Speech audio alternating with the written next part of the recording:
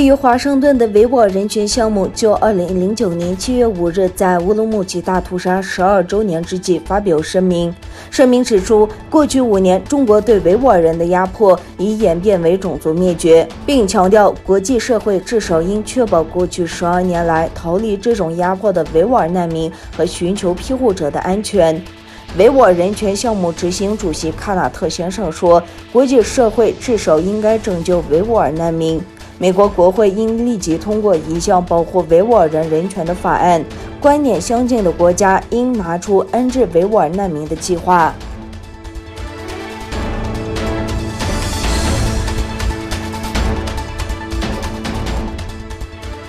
美国国会及行政当局中国委员会主席致信联合国秘书长，要求对中国严重侵犯人权行为，尤其是在针对维吾尔人和其他少数族裔设立的集中营以及强制劳动采取行动。美国国会及行政当局中国委员会2位共同主席，民主党籍参议员杰夫·默克里与该委员会共同主席、民主党籍众议院詹姆斯·麦格文星期四联名致信联合国秘书长安东尼奥·古特雷斯，呼吁联合国立即采取行动，密切监视并评估中华人民共和国严重侵犯人权的状况。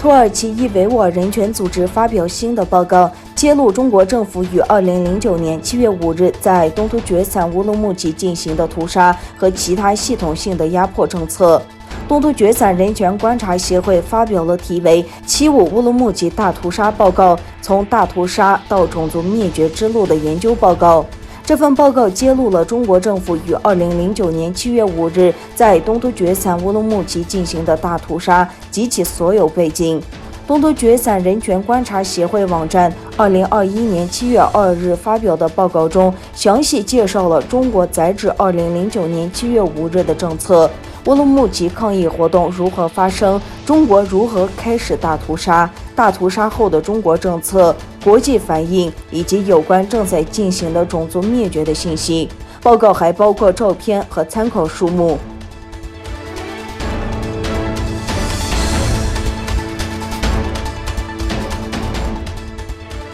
由于美国的限制，一直在手机部门苦苦挣扎的华为继续在中国投资芯片制造商。自去年以来，华为一直被禁止从美国制造商或所有使用美国设备或技术的主要芯片制造商那里购买智能手机芯片。7月2日消息，近日上海阿卡斯威电子技术有限公司发生工商变更。据悉，上海阿卡斯威电子技术有限公司新增股东哈博科技投资有限公司。哈博科技投资有限公司为华为关联公司，由华为投资控股有限公司100%控股。有报道指出，华为正在海内外大量招聘芯片人才。知名新闻网站透露，华为又投资了10家芯片相关公司。